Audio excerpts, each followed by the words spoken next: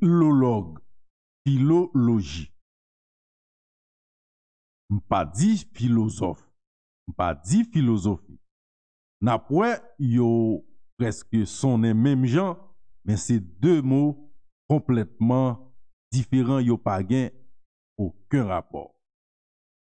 On connaît que nous plus familiers avec philosophe là. Philologia, c'est pas un mot qui presque dans culture nous. C'est ça que fait nous pas trop contenter parler de mots ça. C'est ça que fait me faire différence pour nous entre philologue et philosophe. Et pour qui ça me vient avec mot philologue là, c'est pour me faire nous faire une découverte pour nous apprendre une série de bagailles. Tout d'abord, nous prenons une définition de philosophie. Et qui ça qui est un philosophe? La philosophie, c'est un ensemble de questions que l'être humain peut se poser sur lui-même et examiner des consciences qu'il peut y apporter. Une vision systématique et générale, mais non scientifique du monde. Esthétique, éthique, logique, métaphysique, morale, ontologie et théologie. Ça, c'est une définition philosophique. Donc, un philosophe, c'est un homme qui oppose la nature à la loi, la raison à l'usage, la conscience à l'opinion. Par contre, philologue, philologie, la philologie, c'est un mot grec qui vient de philologia, qui veut dire amour des mots, des lettres, de la littérature. La philologie consiste en l'étude d'une langue et de sa littérature à partir des documents écrits. C'est une combinaison de critique littéraire, historique et linguistique. C'est ça qui est philologie. On voit pas aucun rapport avec philosophie. Et donc, un philologue, c'est un spécialiste des textes anciens. Un philologue, c'est un spécialiste des langues écrites. Quand nous connaissons ça, qui est un philologue, on peut présenter nous, on peut parler nous de un philologue qui relève Michael Langlois, que je peux inviter nous écouter. Monsieur, c'est un nègre qui participait dans ça, relève traduction des manuscrits de la mer morte.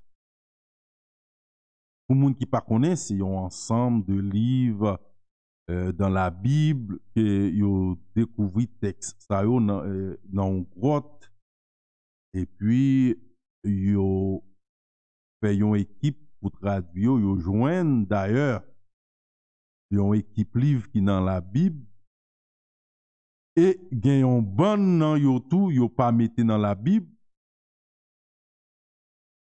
Quand pile moun ka pose question pour qui ça en partie de livre yo choisi mettre dans la Bible, en partie de l'autre livre, yo pas mettre dans la Bible. Monsieur sont spécialistes des textes anciens.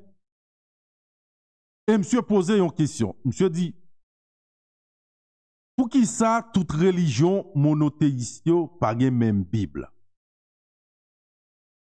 Ça, orthodoxe, dans les juifs, catholiques et autres, yo pas gen même Bible. Et monsieur va aider nous répondre question ça. en nous parti, en nous tendait Michael Langlois, même moment m'a coûté là ou a coûté le tout, après, on va faire jugement, si que ou édifié dans certaines choses, ou compte ça pour faire pour nous. Après, si travail pas nous, parce que nous faisons pile recherche. Pour nous porter ça, pour nous porter pour ça qui a intéressé. Peut-être qu'il n'a pas intéressé tout. Mais, s'il pas intéressé, partagez-le. Peut-être, nous partager là avec là, la intéressé, la partager là en l'autre monde. T'as bien des gens qui t'a remis connaît ça. En nous écoutez, chers amis, le philologue, professeur en théologie, Michael Langlois, cap expliquer nous, cap dit nous, pour qui ça? Toute religion yo, pas gain, même Bible. En nous aller. Quand on regarde les différentes Bibles aujourd'hui, qu'on soit juif, catholique, protestant, orthodoxe, on se rend compte qu'on n'a pas les mêmes livres. Certains sont présents dans certaines Bibles, d'autres en sont absents. Alors le lecteur est un petit peu surpris, il se demande mais comment ça se fait que tout le monde n'a pas la même Bible? Alors en fait, la liste des livres qui figurent dans une Bible et l'ordre dans lequel on les trouve, c'est ce qu'on appelle le canon. Le canon, c'est un mot grec qui veut dire règle, et donc c'est quelque chose qui a autorité. Aujourd'hui, on va parler de canon de beauté, par exemple. Ça veut dire que c'est des normes, des règles. Alors le canon de la Bible, eh bien, c'est tout simplement la liste des livres qui doivent figurer dans la Bible et l'ordre dans lequel on les trouve. Le canon, c'est un processus très long, ça a pris plusieurs siècles, où justement, d'un côté les rabbins, de l'autre côté les pères de l'Église, ont discuté, se sont mis autour d'une table, ont débattu à propos de la place de tel ou tel livre. Est-ce que ce livre doit faire partie de la Bible ou pas? Est-ce qu'on lui reconnaît une certaine autorité? Est-ce qu'il a un enseignement qui lui est propre? Est-ce qu'il a quelque chose d'unique qu'il apporte dans la Bible? Ou est-ce qu'au contraire, c'est un livre somme toute intéressant, mais qui n'a pas besoin de figurer dans la Bible? En fait, donc ça, c'est un processus qui a pris place durant les premiers siècles de notre ère, tant du côté des Juifs que du côté des chrétiens, et c'est un processus qui a abouti à des conclusions différentes selon les milieux dans lesquels on se trouvait. Par exemple, en Occident, l'Église catholique romaine a statué, alors c'est vrai que la décision finale a été prise tardivement, elle a été prise au Concile de Trente, donc on est déjà au XVIe siècle de notre ère. Mais en Orient, par exemple, les autres églises chrétiennes, orthodoxes, que ce soit de langue grecque, de langue russe, de langue arménienne, de langue géorgienne, de langue copte, de langue éthiopienne, eh bien chacune de leur côté ont discuté, ont décidé quant à elles d'inclure certains livres que du coup nous n'avons pas dans les Bibles d'Occident. Par exemple, le canon le plus riche, le plus complet, c'est celui de l'Église d'Éthiopie, qui a jusqu'à 80 livres dans sa Bible, et y compris des livres tels que le livre des Jubilés ou le livre d'Enoch, qui ne sont présents dans aucune autre Bible.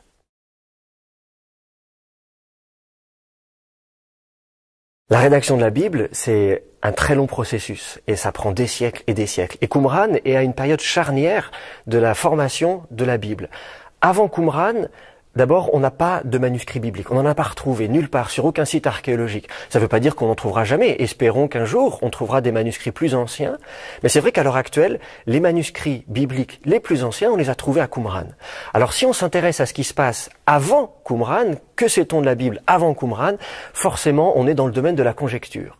On est obligé pour ça de se renseigner sur ce qui se passe dans le monde de la Bible. Que se passe-t-il en Mésopotamie, en Égypte? Que sait-on de ces grandes civilisations? Que sait-on de la production littéraire à l'époque? Et par exemple, on se rend compte que dès le 2e millénaire avant notre ère, on a déjà des textes mythologiques d'une part, on a des textes législatifs d'autre part, on a des textes poétiques.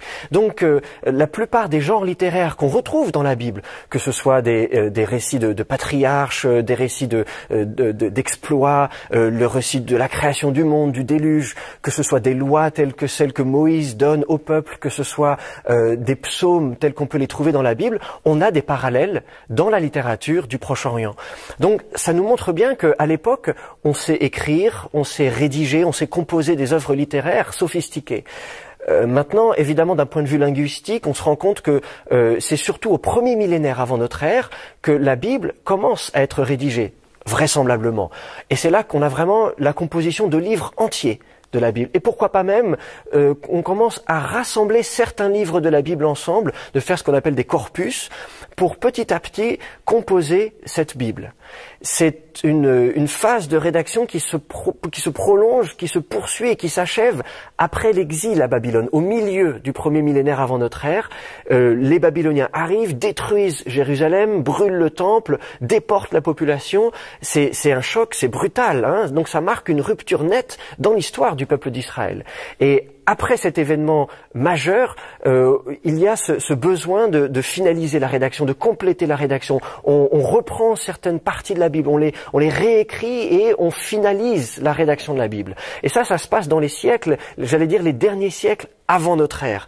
On finalise la composition de la Bible. On commence déjà, d'ailleurs à l'époque, à traduire les livres de la Bible pour des juifs qui ne parlent plus hébreu, parce que certains juifs parlent araméen, d'autres juifs parlent grec, ils ne savent plus lire la Bible en hébreu. Alors on commence déjà à l'époque à traduire la Bible dans leur langue. Et c'est très intéressant parce qu'on commence à traduire la Bible alors que sa rédaction n'est pas tout à fait finie, alors que le texte continue encore à évoluer, à bouger, et ça n'est qu'à Qumran qu'on a les plus anciens manuscrits de la Bible, et où on se rend compte que à l'époque, même encore à l'époque de Qumran, on peut encore trouver des variantes dans les différents manuscrits de la Bible.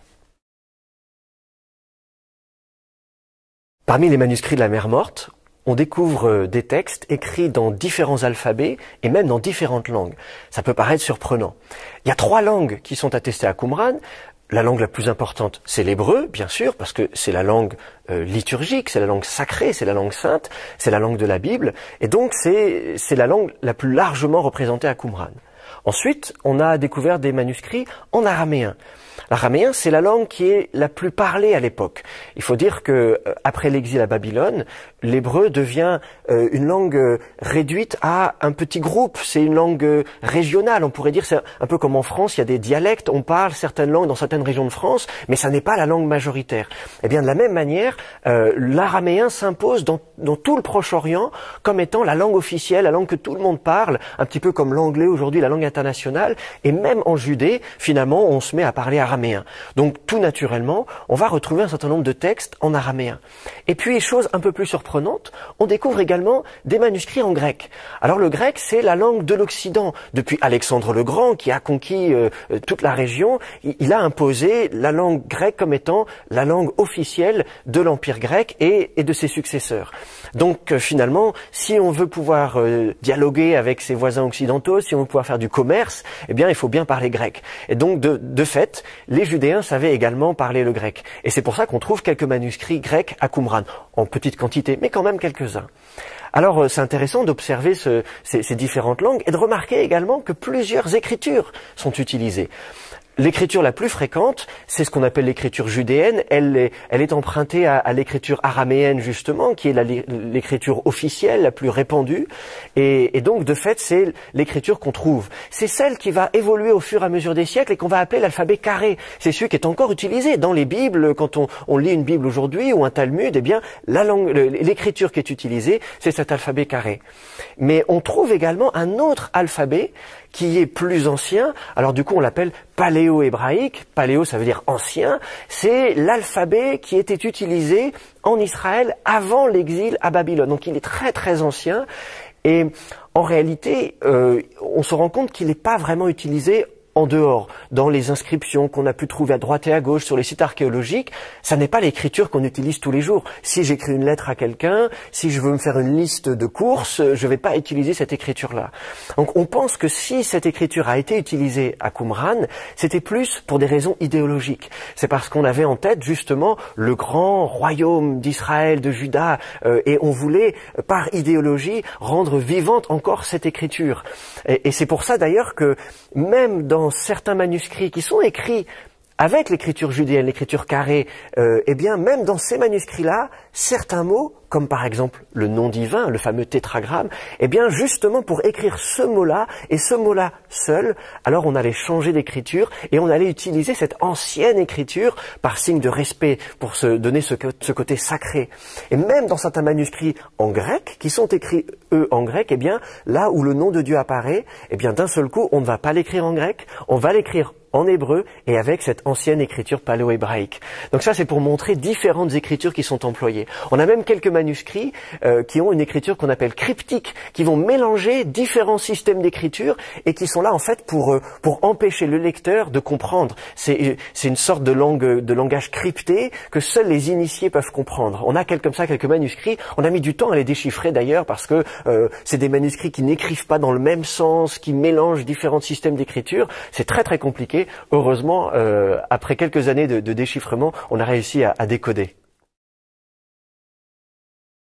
Un des plus beaux manuscrits qu'on a découvert à Qumran, c'est ce qu'on appelle le grand rouleau d'Isaïe. Il fait plusieurs mètres de long et il est pratiquement intact. Et c'est assez rare parce que souvent les manuscrits qu'on a découverts, avec l'usure du temps, avaient été mangés et se retrouvaient comme en lambeaux avec des fragments éparpillés. Et c'est rare, on a quelques grands rouleaux comme ça qui sont bien préservés. Un des plus beaux rouleaux, c'est ce rouleau du prophète Isaïe. Donc c'est un des livres de la Bible, un des plus grands livres de la Bible, c'est le plus grand prophète de la Bible. Et ce manuscrit, il est intéressant à plus d'un titre. Tout d'abord parce que c'est un manuscrit en hébreu, mais qui présente des différences par rapport au texte hébreu que nous connaissions avant.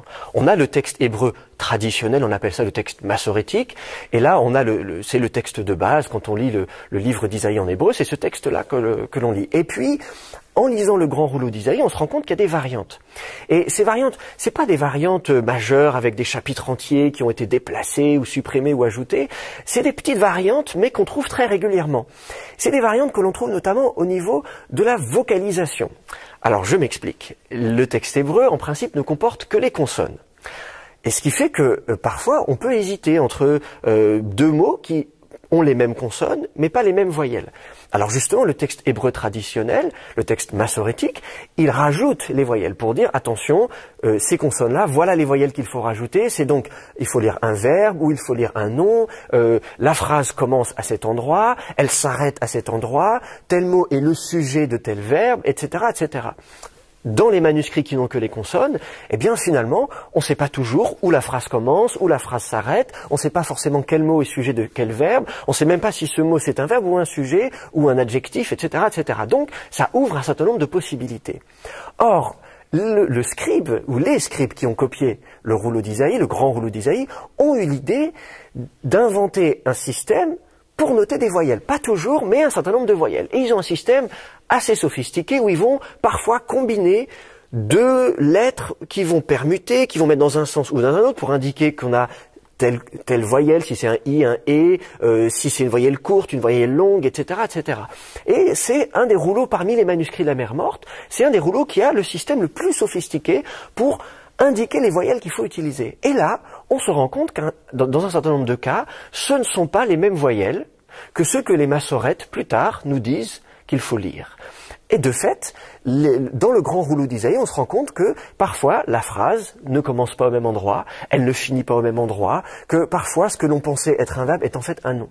Et alors d'un seul coup, on a à la fois un texte qui est le même que celui que l'on connaissait, puisque les consonnes sont plus ou moins les mêmes, mais qui en réalité peut être lu d'une autre façon. Et alors ça nous fait redécouvrir ce livre qu'on pensait bien connaître, et il se retrouve d'un seul coup avoir une nouvelle vie, une nouvelle existence, une nouvelle identité, et ça c'est vraiment passionnant à découvrir. Ça nous permet également, par rapport justement à la façon dont les scribes copiaient le texte, ça nous permet d'apprendre la façon justement dont les scribes recopiaient le texte. On se rend compte que les scribes, d'abord, copiaient à la dictée, non pas en ayant un autre exemplaire sous les yeux, je lis une phrase, je la recopie, et puis je fais un va-et-vient perpétuel. Non, non, non, non. Vraisemblablement, quelqu'un dictait le texte, et puis peut-être, moi j'imagine qu'il pouvait y avoir peut-être 2, 3, 4 scribes les uns à côté des autres, sous la dictée, en train de réaliser plusieurs exemplaires, plusieurs copies de ce livre d'Isaïe. Alors comment on le sait? Parce que justement, on se rend compte qu'il y a des erreurs dans la copie, et c'est des erreurs qui sont dues non pas en copiant des mots qui se ressemblent au niveau de l'orthographe, ou des lettres qui peuvent se ressembler, mais des mots en fait qui se prononcent de la même manière, qui s'entendent quand on les entend. Si on n'a pas bien fait attention, en fait, on peut hésiter, et à ce moment-là, ça génère des fautes. Et alors c'est marrant parce que ces fautes, parfois ils s'en rendent compte. Alors ils corrigent les fautes. Nous, qu'est-ce qu'on fait quand on fait des fautes? On raye, et puis on corrige au-dessus. Et bien là, c'est un petit peu la même chose qu'on observe. Alors bon, en fait, ils rayent pas, ils mettent des petits points en dessous, mais c'est pour signaler, attention, j'ai fait une erreur. Et puis, au-dessus du texte. Alors du coup, entre les deux lignes, en petit, ils essaient comme ça de corriger les erreurs. Puis alors, s'ils n'ont pas la place, parfois c'est même dans la marge. Hein. Nous aussi, on fait ça des fois, on dit j'ai pas la place. Alors dans la marge, en diagonale ou même à la verticale, ils se retrouvent comme ça à rajouter du texte. Donc ça, c'est vraiment intéressant parce qu'on a l'impression d'être là, de les voir en train de rédiger, dire mince, je me suis planté, il faut que je recommence, etc. C'est passionnant à étudier. Alors à Qumran, on a découvert beaucoup de manuscrits des livres de nos Bibles, mais on a également découvert des manuscrits d'autres livres, d'autres œuvres littéraires qui n'ont pas été choisis pour faire partie de nos Bibles. Alors ces textes qui ont été écartés du canon biblique, on les appelle apocryphes, ce qui signifie cachés. On en a retrouvé beaucoup, en fait même plus que de livres de la Bible. Et parmi ces livres dits apocryphes, l'un des plus célèbres, c'est le livre d'Hénoch. Le livre d'Hénoch a été accepté dans le canon de l'église d'Éthiopie. C'est la seule église qui a accepté ce livre dans sa Bible. Et de fait, c'est en éthiopien, dans la langue éthiopienne, qu'on a le livre d'Hénoch dans son intégralité. Ce n'est que dans cette langue qu'il a été préservé. On a des extraits en grec, on a des citations parfois en syriaque, dans d'autres petites langues, mais finalement le texte, avant Qumran, ne nous était connu dans son intégralité qu'en éthiopien, et donc l'original était perdu. Pour la première fois, à Qumran, on a découvert des manuscrits du livre d'Hénoch dans sa langue d'origine. On se demandait avant, est-ce que c'était en hébreu, est-ce que c'était en araméen? Eh bien, on a la réponse, c'est l'araméen. On a découvert, non pas 1, 2 ou 3, mais une douzaine d'exemplaires du manuscrit du livre d'Hénoch à Qumran en araméen. Ça a été un choc pour les spécialistes, une grande découverte, et ça nous a permis de mieux connaître ce livre. C'est un livre qui est très imposant parce qu'il est à peu près aussi gros que le livre d'Isaïe, donc c'est vraiment un livre important, il comporte plusieurs parties, et à Qumran, on a découvert des manuscrits, ils sont tous fragmentaires, mais ils préservent pratiquement toutes les parties du livre d'Hénoch. Et c'est très intéressant, on a dans le livre d'Hénoch des révélations qu'Hénoch reçoit à propos des anges déchus, il les transmet à ses descendants, Mathusalem, son fils. Et alors, par exemple, tout au début, dans les premiers chapitres du livre d'Hénoch, on nous parle de la chute des anges déchus. On nous explique ce qui s'est passé. On nous explique que les anges étaient dans le ciel, et alors qu'ils regardent et qu'ils voient sur terre les femmes qui sont très belles et qui se disent « on va descendre sur terre et on va se choisir des femmes parmi les filles des hommes ». Et alors ils se mettent d'accord, ils sont 200 à descendre sur terre, et alors ils s'unissent avec ces femmes, ils ont des enfants, et alors ces enfants sont moitié anges, moitié hommes, et alors ce sont des géants, et alors ces géants sont immenses. Le texte nous dit qu'ils font 3000 coudées. Une coudée, c'est la longueur d'un coude, alors imaginez, ça fait 1500 mètres de haut, et alors ils dévorent tout ce qu'il y a sur la terre, toutes les récoltes des hommes, ils finissent même, ils ont tellement faim qu'ils finissent par s'entre-dévorer, et alors Dieu dit finalement, il faut que je fasse quelque chose, et c'est là qu'il décide de détruire la terre par le déluge. Ça c'est très intéressant, parce que ce sont des histoires qu'on ne trouve pas dans la Bible, et c'est à ça que sert le livre d'Hénoch, et de manière générale tous les livres apocryphes. Souvent ils nous apportent des détails, des épisodes qui ne sont pas présents dans la Bible, ou alors qui sont mentionnés en passant. Il y a un verset un petit peu obscur qu'on ne comprend pas beaucoup, et là d'un seul coup la littérature apocryphe, la littérature apocalyptique nous apporte tout un tas de révélations et nous permet de bien mieux comprendre la Bible. Dans le livre d'Hénoch, on a tout un tas d'autres épisodes qui nous sont racontés. Et l'un, par exemple, de ces épisodes, c'est ce qu'on appelle le voyage cosmique d'Hénoch. Alors Hénoch part en voyage avec un ange. L'ange lui dit « Viens avec moi, je vais te montrer les extrémités de la terre ». Alors il s'élève comme ça dans les airs. Alors il voyage tantôt en Orient, tantôt en Occident. Et c'est un texte très intéressant parce que d'abord, ça nous montre comment on envisageait la Terre à l'époque. Nous, aujourd'hui, on sait par exemple que la Terre, c'est une sphère, mais à l'époque, on ne le savait pas. Alors, il y a l'idée des extrémités de la Terre. On s'imagine qu'à un moment donné, quand on arrive tout au bout, il y a une sorte d'océan, il y a l'eau, et puis c'est tout. Alors du coup, Hénoch va jusque-là, et puis il revient. Et puis alors, il y a les portes par lesquelles le soleil se lève et se couche. Il y a les vents qui arrivent. Alors on lui montre comme ça les différentes chaînes de montagnes. Et alors, ce voyage cosmique comme ça l'amène même jusqu'à Jérusalem, bien sûr, puisque Jérusalem, c'est la ville sainte. Alors on lui montre la ville sainte, on lui montre Jérusalem, on lui montre le temple. Et alors évidemment, le temple, c'est quelque chose de sacré. Dans le judaïsme ancien, et il y a toujours cette notion du temple tel qu'on le connaît, qui est le temple, il y a une réalité physique du temple tel qu'il existait vraiment à Jérusalem, mais en même temps, il y a aussi cette notion du temple parfait, du temple céleste. On imagine dans d'autres textes à Qumran, on imagine qu'il va y avoir une nouvelle ville de Jérusalem, avec un nouveau temple. Donc cette idée vraiment de ville sainte, de ville parfaite, qu'on voit uniquement dans des voyages visionnaires, dans des révélations prophétiques, ça c'est assez caractéristique de toute cette littérature apocalyptique. Et il y a une autre œuvre littéraire à Qumran qu'on appelle la Nouvelle Jérusalem. Et on voit tout ce filon de littérature apocalyptique qui se prolonge, qu'on retrouve même au début du christianisme. Dans le Nouveau Testament, dans l'Apocalypse de Saint Jean, on a justement également cette vision d'une nouvelle Jérusalem céleste. Donc ça, c'est encore tout un tas de textes qu'on lit avec passion, qui nous permet de mieux comprendre comment les thèmes de la Bible se développent et se prolongent jusque dans les premiers écrits juifs et les premiers écrits chrétiens.